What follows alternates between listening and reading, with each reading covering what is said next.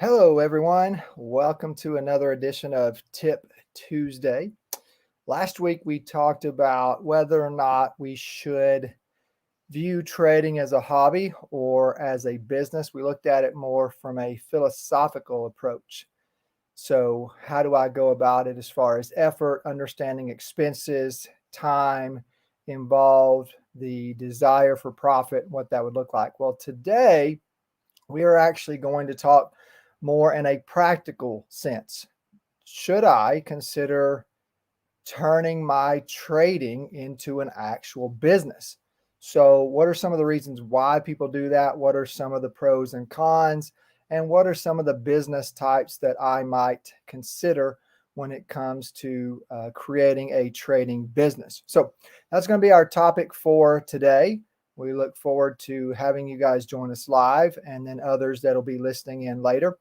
Let me go ahead and state up front that we are not a tax business. We are not tax professionals. We don't have degrees in that area. So we do have a company that you could contact. We have an opportunity for you to use any group that you want to. You might have a friend that is familiar with this. The thing that I would say about this is if you are going to try to kind of go about this on your own or just finding somebody on your own, just make sure that they're familiar with this type of business and the structure that's right for you. And there are two reasons for that. Sometimes you might have somebody that's going to try to make this a little too complex for what you are likely to do as a trader.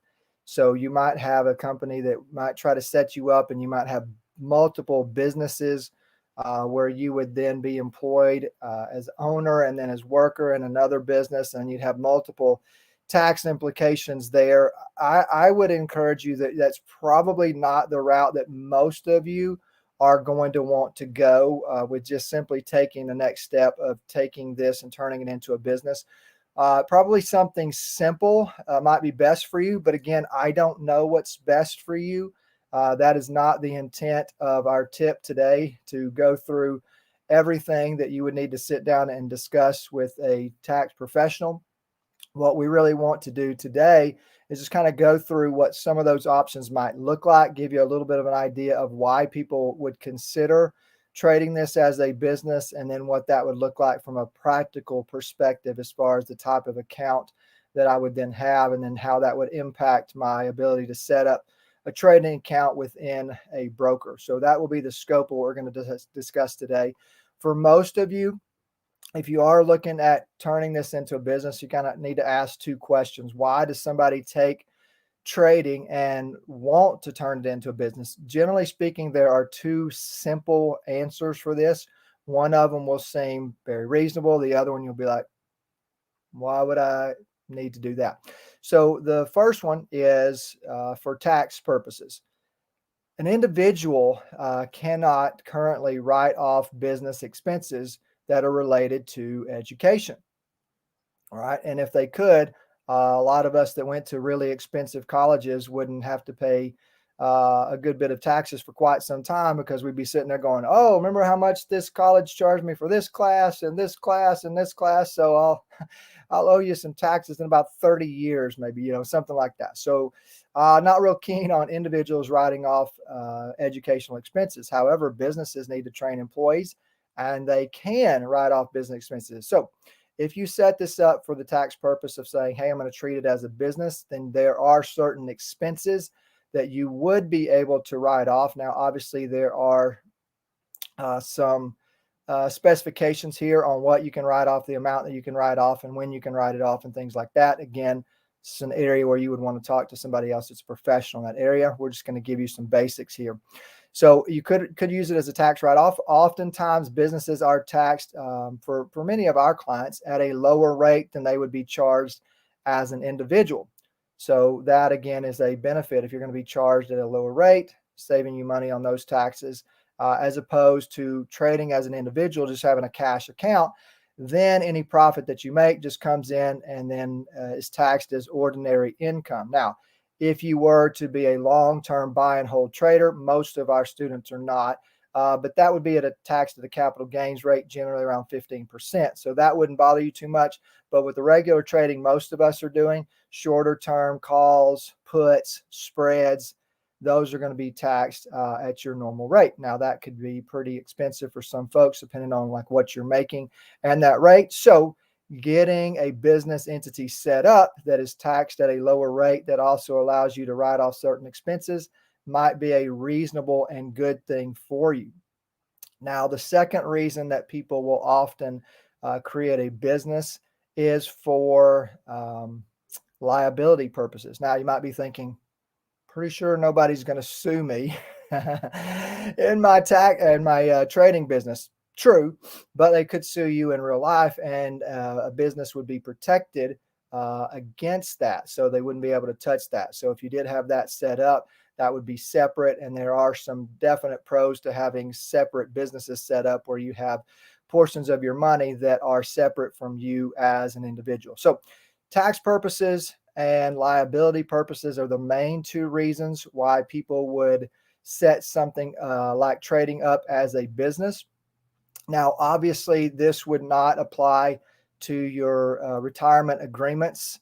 So your IRAs, whether that is a Roth, which of course is upfront pre-taxed money, there are obviously stipulations on that. There are some expectations of how long you're supposed to keep your money in that account before you can withdraw it without penalties. But in theory, assuming you're 5 years or 59 and a half, whichever one is greater, you set up a Roth. You do have to meet certain criteria to even have a Roth. But if you can set that up, it's a fantastic opportunity for you as an individual to have an account that can grow basically tax-free. And as long as you keep it in there for 5 years or up to 59 and a half, whichever is greater, now you could have an account that grows at a sizable rate without having to pay taxes on that potentially ever again, but at least based on the profit that you make after your initial pre-taxed investment.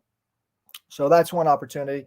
Obviously, as a traditional IRA, that money is not taxed from year to year, but will be taxed upon withdrawal. So once you either start taking required minimum distributions, or you just decide, hey, I'm going to take this money out after a certain amount of years, then that could be taxed or will be taxed, depending on the rate that you're at that time. So that's your IRAs. Then when it comes to the business types, probably the easiest and the most common way that I would probably say most of our students would be inclined to get the benefits out of it would just be a simple LLC, a limited liability corporation. That's probably the route that you would go. If you want to contact Prime Corporate Services, that would be a good opportunity for you to contact somebody like them. If you have somebody else in mind, you're welcome to just talk with somebody else that would fit that bill to be able to tell you, here's what I need. I do kind of want the minimum set up here. Don't make this too complicated because I want to be able to do this and we don't want to make it too complex. It really doesn't have to be. You could set up an S Corp. You could even set up a C Corp. Now, a C Corp is generally something that you would see like big corporations have where you thought you would have multiple employees. There are certain things that a C Corp can do that an S Corp cannot do, that an LLC cannot do. So again, without going into too much detail as to how all of those work, those are some of the options that you could do. Of course, you could have a limited partnership as well. So there are about, at least 4 different routes that you could go if you were thinking, hey, I might be interested in turning this into a business. Again, your key components. Do I want the tax ramifications that come with this? Do I want to have that limited liability? What would that look like? How would this particular entity be better in that situation than another? Of course, there are naming things. There are also going to be fees associated with this. Where is it going to be, your business going to be located? That will impact what you're able to set up and what your fees are going to be each year. Of course, you need to make sure that you're set up to pay your taxes and understand how that works as well. So that is trading as a business. Those are some general things that we would want you guys to know. Now, obviously, you don't have to make it even that complex. You say, Geoffrey, can I just open up a cash account? and just trade out of that and then pay taxes on what I make? Yeah, absolutely. We have a lot of students that do that. They just say, look, here's some money I've got set aside, and I'm going to open up a cash account and I'm going to go trade it out. Sure, great, easy. But just remember that will come straight to you as an individual. So any profits that come from that, you will be paying those taxes at your normal rate. Now, there are ways that you can write off losses as an individual when it comes to your investments. That will be explained to you either with your CPA as you're going through that information with that person, or if you're doing it online with one of those things available, it will tell you here's how much you can write off in expenses if you've had those in your own cash account with your trading business. So again, want to follow those guidelines, make sure you're doing everything right there and that you're staying where you need to be on the side of the taxation issue. As far as outlook and what's best for you, that's going to vary. And you just kind of need to think through that. What do I want to do?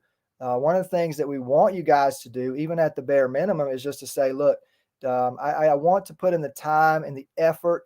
I want trading to be more than just a hobby. I do want this to be profitable. I want this to be something that I'm going to do for a long time. Ideally, this is something that I would pass on to my kids, maybe even several generations. That has always been David's desire, to have a family business, to teach that to other people, and then to allow them to pass around generational knowledge and ideally generational wealth. So whatever that looks like for you, in whatever capacity you feel led, that is, the right place for you to go moving forward. We want you guys to make sure that you are in a position where you have the information and the education that is necessary to make the best decisions. So whether that's trading decisions on a day-to-day basis, or whether it's long-term decisions, or where to place your money, even which strategies to employ, we're here to help you with that. But we also want you to be aware of some of these other things, like, should I own a business? If so, what would that look like? What are some of the pros and cons? And how can I get tied into the right people that can help me make those types of decisions? So, guys, trading is a for-profit business. Whether we have it set up as a business specifically or not, we want you to take the approach that I'm going to put in the time, I'm going to put in the effort, and I'm going to find the time to gain the education that I need to move forward and to be able to pass this knowledge on to the next generation. And that's our desire for you. And we rejoice when that happens. So the more that happens, the more excited we get, because we realize now we're kind of fulfilling our mission through you. And one of the things I always tell people is my goal is to help you reach your goals. And when we reach our goals, it allows us to do incredible things. One of the neat things about a lot of our people, when they come and they listen and they're a part of our seminars, is they get to hear a little bit about what our heart is, but then we get to hear a little bit about what their heart is. And why do you have these goals? What do you want to do? And a lot of times they're sharing some great things. I want to support my church. I want to support missionaries. I want to do more with Compassion International. I want to just go out there and randomly help people. It'd be great to just sit there and just say to a restaurant full of people, hey, everybody, I paid for your bills. Just doing that because the Lord has blessed me. I sure would be grateful if you would go do something similar for people in your life, but want to do that for you. Or you just, grab a couple of items at the grocery store and just go see if somebody with a big, basket full of stuff will let you get in front of them. If they do, just say, I appreciate that. You did something nice for me. I'm going to do something nice for you. And then you just pay for their big cart full of groceries. Well, how cool would it be if we could get to a point where we were just so generous with the blessings that God had given us that it literally was just pressed down, pouring out, and just rolling over into other people's lives? That's part of what we're trying to do. And we want you guys to catch that vision as well. So whether that's just you as an individual doing those things, or whether it's you setting this up as a business and getting the benefits of that so that you can be a blessing to your family and others, whatever it is, we want you guys to enjoy trading, to make the most of trading, and really to use the knowledge and the gifts monetarily and the resources that God has given you so that we can be faithful stewards of all of these things. Appreciate you guys being with us today. Look forward to seeing you next time.